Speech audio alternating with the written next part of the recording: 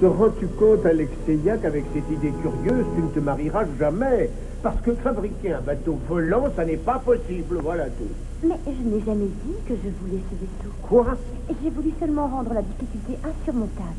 Je ne veux pas épouser n'importe qui, sous prétexte qu'il t'apporte un magnifique cadeau. Mais c'est la coutume. Eh bien, moi, je préfère une autre coutume, celle qui permet d'épouser quelqu'un qu'on aime. S'il te plaît. Non, Alexeia. Mes ordres ont été donnés. Tu épouseras uniquement le premier homme qui sera en mesure de me donner un vaisseau volant. Même si je n'aime pas cet homme. Même si c'était... ce ridicule petit prince royal de Mistolie. Même si c'était lui. Un homme assez avisé pour faire ce vaisseau ne pourrait être qu'un mari remarquable. Mais je doute que ce genre d'homme existe quelque part dans toutes les Russies. Sa Majesté le Tsar veut un bateau volant. Ce serait mieux si tes frères pensaient à revenir à la messe. Ne te soucie pas, petite mère. Ils sont sûrement au palais du Tsar en ce moment, avec des sacs pleins d'or qu'ils vont nous rapporter bientôt. Est-ce que tu crois ce que tu dis là? Bien sûr que oui. Ils reviendront.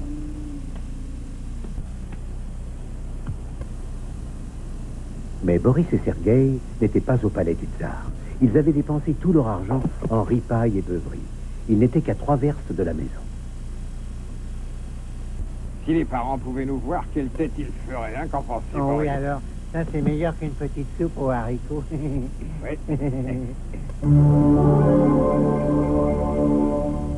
Qu'est-ce que tu veux, toi, hein? Laisse-nous tranquilles. Soyez généreux, messieurs, j'aimerais manger quelque chose. Ne voulez-vous pas me donner un petit peu de votre repas? Non, pas question, trouve-toi à manger tout seul. Allez, va-t'en ici. Allez.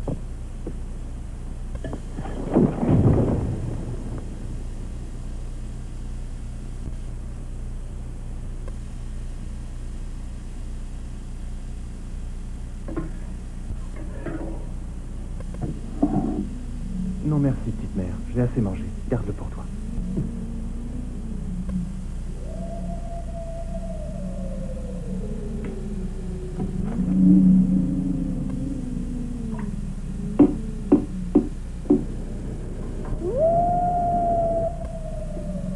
Et si par malheur ils avaient été dévorés par les loups, on ne sait jamais. Non, sûrement pas. Ils ont un fusil pour se défendre. Tu sais bien.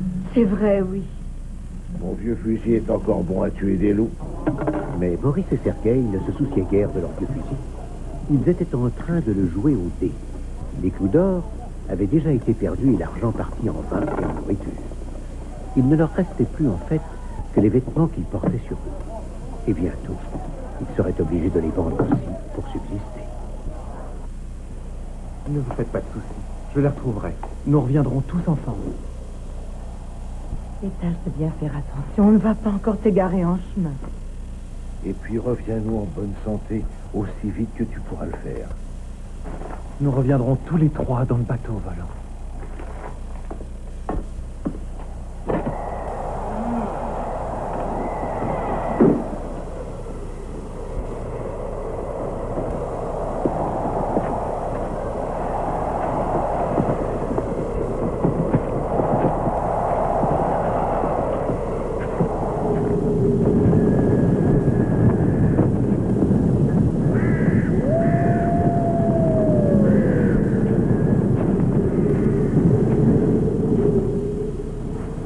Pendant 2 jours et 2 nuits, Piotr a marché, se reposant à peine. Il a traversé la forêt devenue soudain calme et tranquille. Bien qu'il ne s'en doute pas, Piotr suivait le chemin que ses frères avaient emprunté avant lui, si bien qu'il arriva près des plumes bleues tombées sur la neige.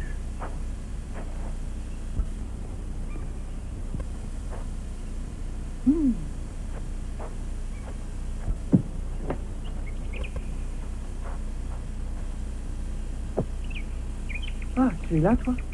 Comment vas-tu ce matin? C'est à toi, ces 2 plumes? Je suis désolé, mais je ne peux pas te les remettre. Mais je les garde, ne crains rien. Bonjour, mon petit maître. Bonjour, monsieur. Vous voyagez aussi? C'est ça, oui, je voyage, mon petit maître. En effet, je voyage. Vous avez faim, peut-être? Je n'ai pas grand-chose, mais nous partagerons. Oh, attends, laisse-moi deviner ce qu'il y a dans ton petit sac.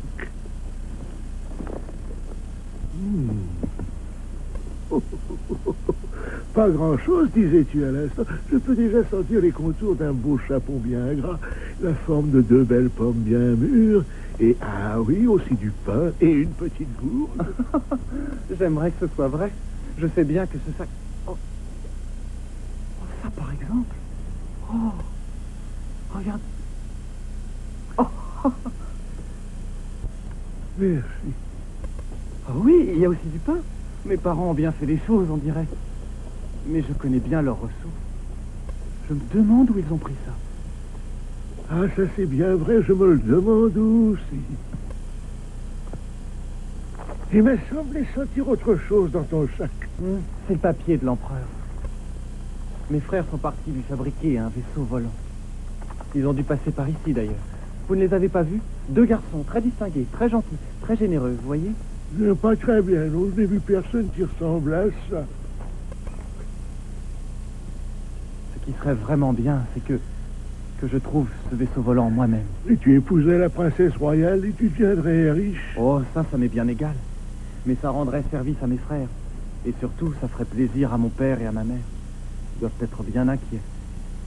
Eh bien, si un jour tu le trouves, ton vaisseau, souviens-toi que tu devras respecter une vieille coutume. Tu sais laquelle? Non? Qu'est-ce que c'est? Le capitaine d'un vaisseau, qu'il vole ou non, ne doit jamais refuser d'embarquer à son bord les pauvres voyageurs qui le lui demandent. C'est la coutume. Quel que puisse être le rang de ces voyageurs. Ah, alors je m'en souviendrai.